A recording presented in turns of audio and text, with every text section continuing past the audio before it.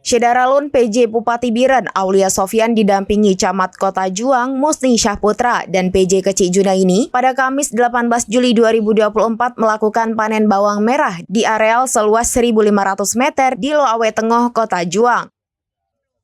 Bawang merah yang dipanen tersebut program ketahanan pangan yang dibiayai dana desa.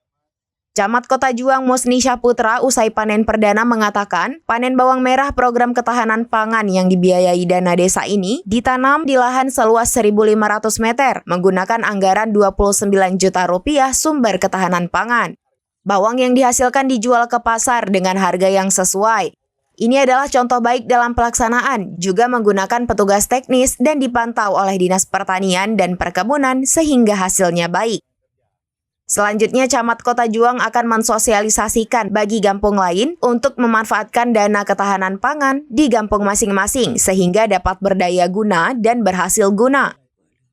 PJ Bupati Biren Aulia Sofyan mengatakan kegiatan penanaman bawang merah program ketahanan pangan sangat bagus, sehingga dana desa tidak terpakai sekali habis tetapi dapat berkembang. Ini kita memakai anggaran desa. Saya pikir sangat bagus. Anggaran desa tidak hanya dipakai sekali habis, tapi bisa berkembang. Ini sebagai contoh dan menjadi model untuk kecamatan lain yang ada di Biren. Saya pikir ini perlu disosialisasi Pak Camat ke kecamatan lain agar bisa diikuti. Karena memang banyak anggaran dana pangan ini banyak kampung yang nggak tahu. Mereka tidak berani menganggarkan anggaran situ.